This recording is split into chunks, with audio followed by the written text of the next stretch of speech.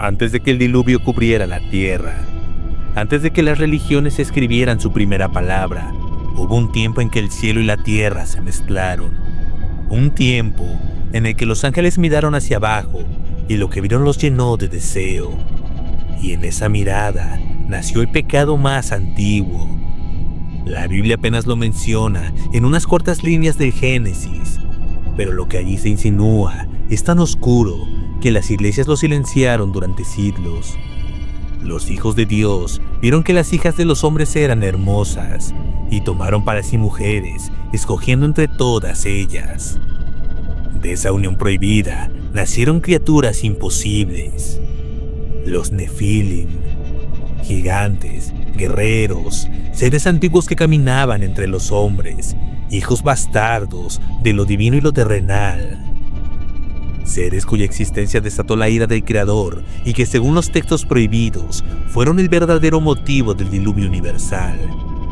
Pero ¿quiénes eran realmente estos seres? ¿Héroes olvidados o monstruos deformados por la codicia de los ángeles caídos? ¿Y por qué su historia fue borrada de los textos sagrados, escondida bajo siglos de censura y de miedo? El libro de Enoch, prohibido durante siglos, revela la verdad.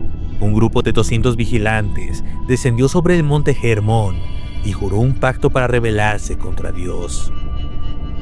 Su líder prometió enseñar a la humanidad el arte de las armas, la hechicería y la ciencia prohibida. Y así lo hizo.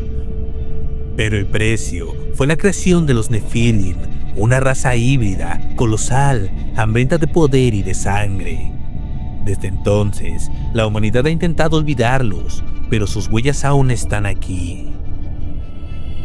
Se les suele mencionar de manera breve, casi como un susurro escondido entre los versículos. En aquellos días, y también después cuando los hijos de Dios se unieron con las hijas de los hombres, nacieron de ellas los gigantes, los valientes de antaño, los héroes de renombre. Pero en los libros prohibidos, la historia se extiende con horror. Los Nefilim eran tan grandes que los hombres parecían insectos ante ellos, comían, bebían y devoraban todo lo que encontraban. Y cuando ya no había alimento, se volvieron contra los hombres. Los textos dicen que su altura superaba los 300 codos, casi 140 metros. Monstruos colosales que destrozaban las montañas con sus manos. Los hombres los adoraron, y los vigilantes, orgullosos de su creación, enseñaron al mundo lo que debía permanecer oculto. Les enseñaron a forjar armas, a mezclar metales, a invocar espíritus, a leer las estrellas y también a manipular la carne. Las mujeres aprendieron el arte de los encantamientos, los hombres aprendieron la guerra, el conocimiento se volvió corrupción. La sabiduría se convirtió en condena. La tierra se llenó de sangre, los hombres ya no servían al cielo. Entonces, según las escrituras, Dios miró hacia abajo y vio que la tierra estaba cubierta de violencia, corrupción y pecado. Nada de lo que había creado seguía puro. Fue entonces cuando se tomó la decisión. El cielo debía limpiar lo que los vigilantes habían corrompido, y así comenzó la preparación del diluvio universal.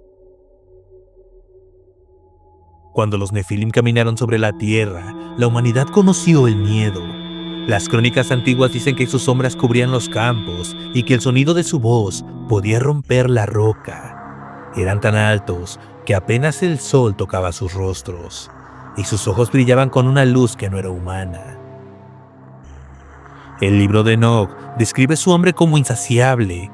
Primero devoraron los frutos de la tierra, luego a los animales, y después a los hombres. Y cuando no quedó nada más para saciar su apetito, se volvieron unos contra otros, gigantes devorando gigantes, carne celestial comiéndose a sí misma. Su fuerza era tan colosal que ningún hombre podía enfrentarlos. Sus cuerpos cubiertos de marcas y símbolos desconocidos se movían entre los montes con un solo salto.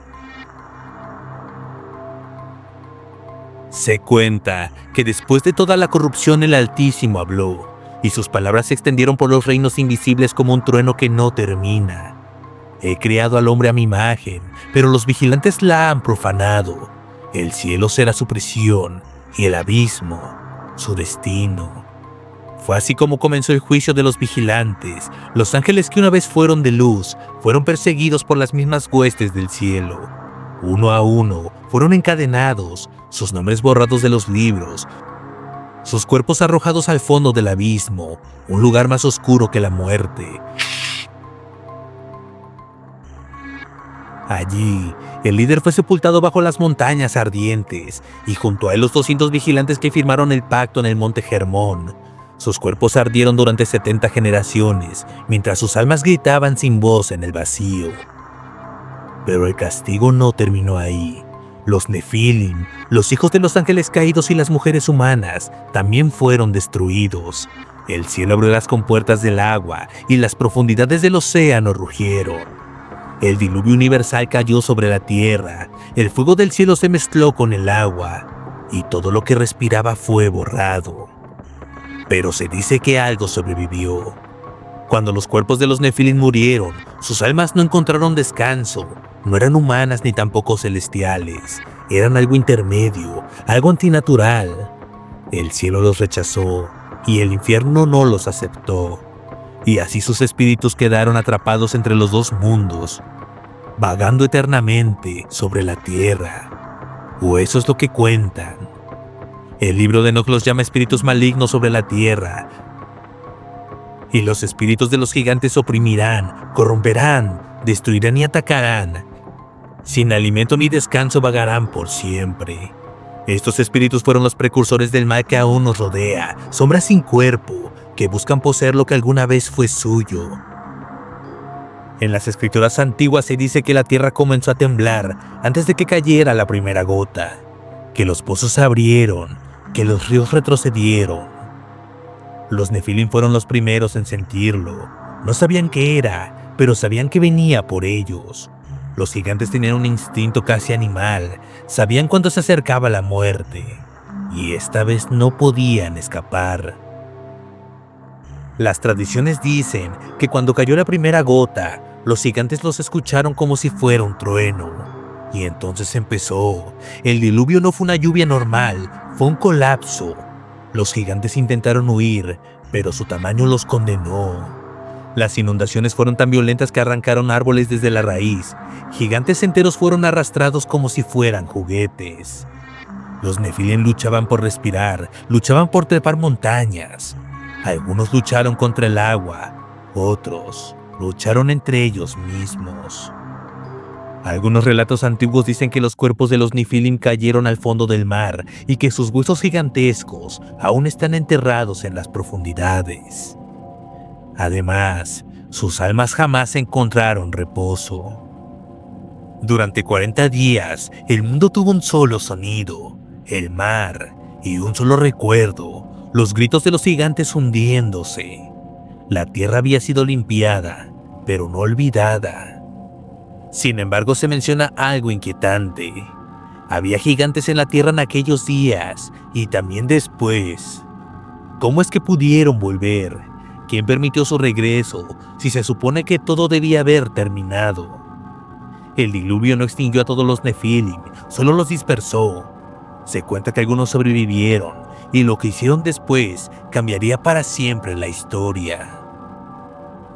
Cuando las aguas del diluvio retrocedieron, la humanidad creyó que todo había terminado, que los gigantes habían sido borrados, que la corrupción se había ido para siempre. Pero el mundo no volvió a ser el mismo, y lo que vino después fue incluso más desconcertante. Algunas tradiciones dicen que no todos los Nefilim murieron, que algunos gigantes eran tan enormes que incluso los océanos no lograron cubrirlos del todo. Otros relatos aseguran que ciertos Nefilim se refugiaron en cavernas gigantescas, en sistemas de túneles que la humanidad aún no conoce. Existen mitologías donde se habla de gigantes dormidos, seres petrificados que quedaron atrapados bajo montañas enteras. Tras el diluvio, la humanidad comenzó nuevamente con Noé y sus descendientes, pero las escrituras tardías afirman que los hijos de Cam tomaron esposas de los pueblos que quedaron, y de esa mezcla, los gigantes retornaron. En otras palabras, la corrupción genética que los vigilantes introdujeron en la humanidad no había sido completamente borrada. Algunas líneas de sangre aún llevaban el eco de la antigua mezcla prohibida entre ángeles y mujeres humanas. Esa herencia dormida habría despertado en ciertos planes, provocando que nacieran hombres enormes, violentos, casi imposibles de detener. No eran tan grandes como los primeros Nefilim anteriores al diluvio, pero seguían siendo colosos temidos. Entre ellos, los textos mencionan nombres como Og de Basán, cuyo lecho medía más de 4 metros, los Anakim y los Raphaim, descritos como las sombras de los antiguos. El diluvio había eliminado a la mayoría, pero no a la línea que los haría regresar. La historia de los Nefilim es más que una serie de relatos antiguos. Detrás de gigantes colosales y vigilantes caídos se esconde un mensaje, una advertencia y un misterio que atraviesa miles de años. Para algunos, los Nefilim fueron criaturas físicas, para otros, son símbolos de fuerza oscura que siguen actuando. Pero para quienes estudian textos prohibidos, su existencia encierra un significado mucho más profundo. Los Nefilim son en esencia el resultado de una transgresión espiritual. Los vigilantes cruzaron un límite que les estaba estrictamente prohibido, tomaron forma física, se mezclaron con mujeres humanas y engendraron seres que no pertenecían ni al cielo ni a la tierra. Este acto tenía un significado oculto. Los Nefilim eran un golpe directo contra el orden divino. Su nacimiento representó la corrupción del diseño humano original, la alteración del equilibrio entre los mundos, la ruptura deliberada de la barrera entre lo celestial y lo material. Desde esta perspectiva, los Nefilim no fueron un simple error o acto de rebeldía, fueron el primer intento documentado de manipulación genética espiritual, y su existencia puso en jaque a toda la creación. En todos los textos sagrados aparece la idea de que hay cosas que no deben mezclarse, lo divino con lo humano, lo espiritual con lo material, lo eterno con lo mortal. Los Nefilim representan justo eso. Una unión ilícita que genera algo monstruoso, impredecible y poderoso. Su vida era corta, violenta, destructiva. Eran seres que no debían existir y justamente por eso se convirtieron en el símbolo eterno de los límites que no deben cruzarse. Por eso las culturas ancestrales temían tanto a los gigantes, no solo por su tamaño, sino por lo que representaban. La posibilidad de que lo divino pueda corromperse y arrastrar consigo a toda la humanidad. Para la humanidad, los Nefilim son una advertencia escrita con sangre y piedra.